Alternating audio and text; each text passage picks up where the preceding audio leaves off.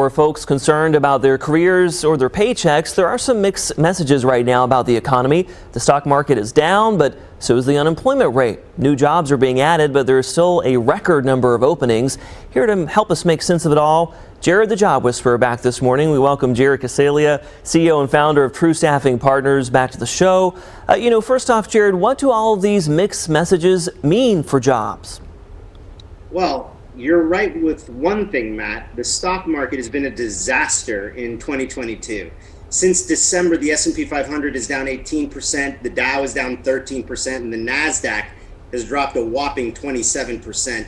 Almost $7 trillion in market value has been totally wiped out, and we're not sure when this is going to turn around. On the other hand, the April jobs report last week showed that the U.S. added another 430,000 jobs, and that the unemployment rate is holding steady at 3.6%. We've regained 95% of the 22 million jobs lost during the pandemic, which is amazing.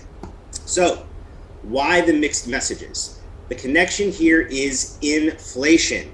The tight labor market drives up wages, which drives up prices, all while adding another supply chain constraint, the supply of workers, to companies that are already facing material supply chain issues.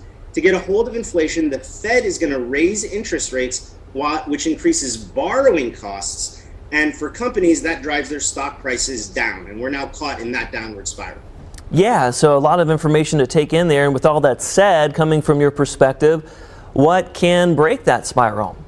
Well, in an ideal world, Matt, the Fed is going to continue to raise interest rates just enough to get inflation under control without causing companies to stop hiring new workers. This soft landing can be difficult to manage.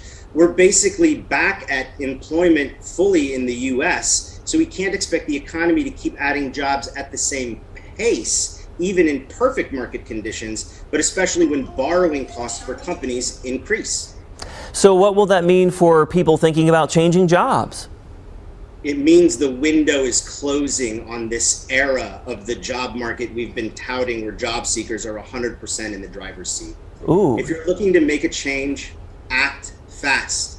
By the third and fourth quarter, many of the current job openings will be pulled off the market or filled, and jobs that will remain or become available in the third and fourth quarter could be ones that companies have had a hard time filling and might be less desirable. Maybe they don't pay market prices. Maybe they force their workers to come into an office in industries where companies have made lifestyle concessions for their employees. Maybe their vacation policies don't match what a lot of workers in their industries want. There's still a lot of movement in the job market today, people changing jobs, but fewer net new ones will be brought to bear in a bear stock market. So what is your advice then for workers looking to make that next move? Yeah, 3 simple things. First, reset your career goals. If you were thinking you wanted to make a career change in the back half of the year, you might want to push up those plans.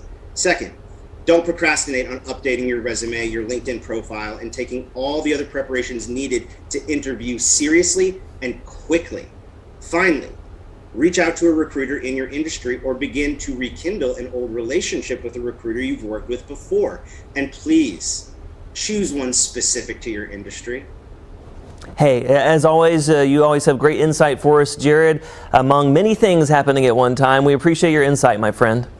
Always a pleasure. Thanks for having me, Matt. Yeah, you have a good one.